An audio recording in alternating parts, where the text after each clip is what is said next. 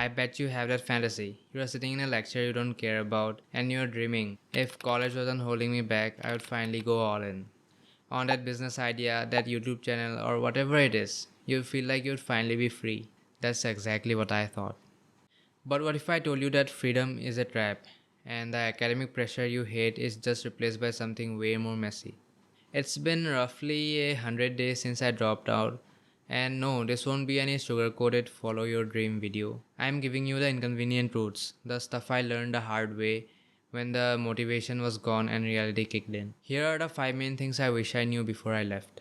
Alright, the first truth, and this one hits hard, the accountability deficit. See, in college, you are constantly being held accountable by external forces. You study because exams are coming. You wake up early because being late has consequences. You work out because people would notice. Teachers, classmates, deadlines, they all keep your ego in check. And when you drop out, the entire spotlight it just vanishes. I learned this the hard way. My perfect plan was to wake up at 5 a.m. daily, hit the gym, and then be working by 7. For the first 2 weeks, I was unstoppable. Then, maybe 3 weeks in, the high was gone. I would tell myself I am my own boss, I'll do it later. Then later turned into tomorrow, and tomorrow turned into a week. There was no 8 a.m. class to force me out of bed. There was no one to be disappointed in me, except me. I wasn't going ghost to be more productive. I was just crumbling in solitude because of the lack of deadlines and therefore urgency. See, this right here is the real test. When the structure is gone, when there's zero applause, can you still perform? Okay, this second truth is something nobody talks about. What do you think you will miss the most when you drop out? The classes? No, it's not the classes, it's the system. I call this the system vacuum. Think about it, college gives you a pre built framework for your life. You get a syllabus, a schedule, a clear deadline, and a win condition getting good grades. You don't have to decide what to do, you just have to do it. And the moment you leave, that entire structure evaporates, and you are left in a total vacuum. For the first month, I was just making these random chaotic to do lists. I would do a bit of work, then watch a how to video, then network on Instagram, and then just try to write a script. I was busy, but I wasn't making progress. You have to become the architect of your own syllabus.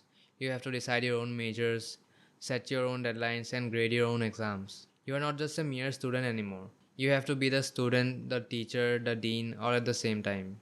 And trust me, that is 1,000 times harder than just showing up to any lecture. The third truth is the validation trap. After you drop out and get your first tiny taste of progress, the first instinct is to post everything. The grind, the late nights, the new lifestyle. You start chasing validation instead of results. And I'm also guilty of this. I hit a private milestone, and my first instinct wasn't to start the next task. It was to open Instagram and plan the announcement. I caught myself spending almost an hour on that post instead of just solidifying my progress. That's the trap. See, every time you post about the grind, you get a small hit of validation. That fire emoji, the keep going comment, that dopamine feels like progress. You start to substitute that validation for the actual results. The real work is slow, invisible, and doesn't get any likes. You start optimizing for what looks good, not what actually works.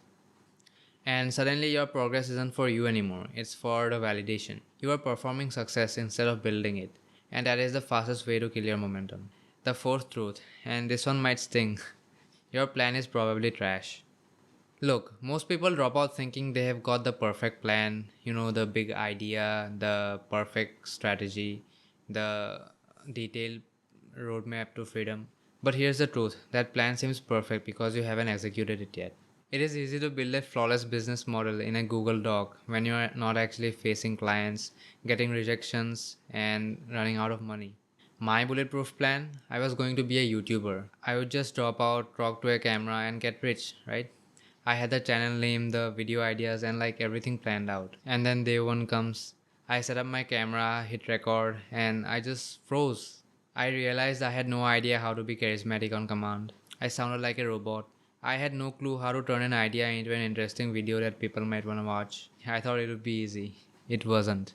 And honestly, that's why it took me 100 days to make this video. And I'm still not there yet. My entire 90-day plan was garbage. It fell apart in 90 minutes.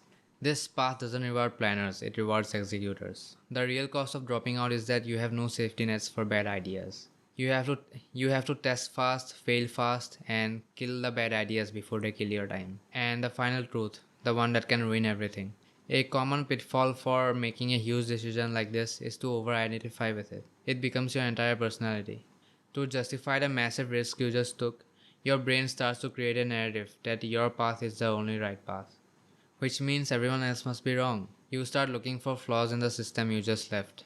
You criticize your friends who stayed, or clown your teachers because it reinforces your own decision.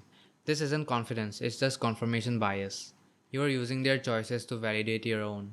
I caught myself doing this. I would be working on a Saturday night, and then I would see an Instagram story of my friends like having a party and all. My first thought was amateurs. I am building an empire while they're just wasting time. But then I realized how immature my mindset was. I cringed at my own thought process. It wasn't that I was jealous they were having fun, I just had this automatic, unearned feeling of superiority. I told myself I was better because I was on this harder path. That's the ego trap. Real confidence is quiet. But sure, you had the guts to take the risk. You should be proud of that. Most people don't even try. But you don't need to tear down the path you came from to validate the one you are on. Put your whole energy into building, not into burning bridges. So, 100 days in, dropping out isn't the freedom I imagined. It's not a shortcut, it's a trade. You trade a clear path for a blank map. You trade external validation for internal discipline. You trade a perfect plan for a messy reality of trial and error. It forces you to grow up fast, it teaches you discipline, humility, and real ownership of your choices. If you're thinking about this path, just remember it's not about proving everyone wrong, it's about proving to yourself that you will do the work even if no one watches. Because at the end of the day, that's what decides who makes it and who doesn't.